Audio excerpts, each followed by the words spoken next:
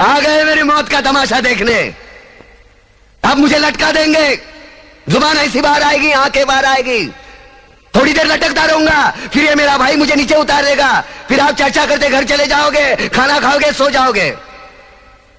तुम्हारी ये नामर्दानगी, बुज़दिली एक दिन इस देश की मौत का तमाशा इसी खामोशी से देखेगी। कुछ नहीं कहना मुझे, तुम्हें कुछ नहीं। तुम्हारी जिंदगी में कोई फर्क पड़ने वाला नहीं।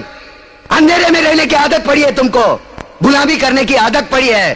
पहले राजा महाराजाओं की गुलामी की, फिर अंग्रेजों की, अब चंद गद्दार नेताओं की और गुंडों की।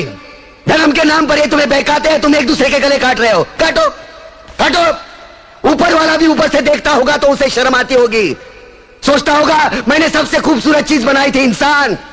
इंसान नीचे देखा तो सब कीड़े बन गए, कीड़े कीड़े। रेंगते रहो, सटते रहो और मरो। आए और गए, खेल खत्म। क्यों जिए मालूम नहीं, क्यों मरे मालूम नहीं।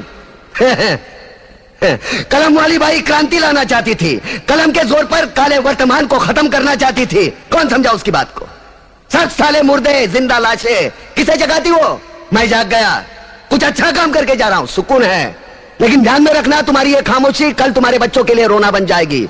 ये कानून वाले, वर्दी वाले नेता, इन्होंने अपना ईमान बेच दिया। एक दूसरे को जलाते वक्त तुम्हारा ईमान कहां गया था? भाड़ में।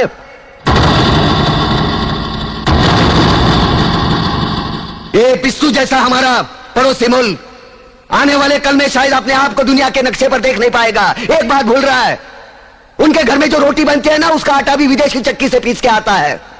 साले अपने खुद के देश में सुई नहीं बना सकते और हमारे देश को तोड़ने का सपना देखते हैं।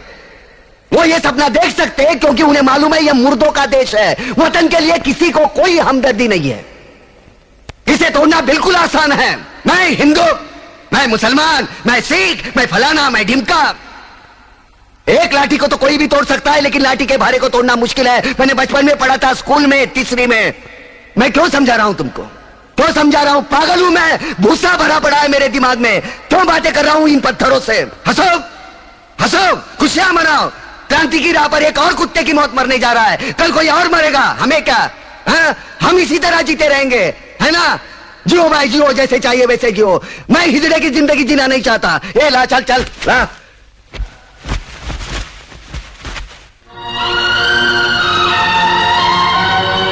ठहरो, ये फांसी नहीं हो सकती। उन देशद्रोहियों के खिलाफ जो सरकार को सबूत मिले हैं, उससे साबित होता है कि प्रताप ने उनको मारकर देश का उद्धार किया है। इसलिए भारत के राष्ट्रपति ने उसकी सजा माफ कर दी है। ये रहे उसके कागजात।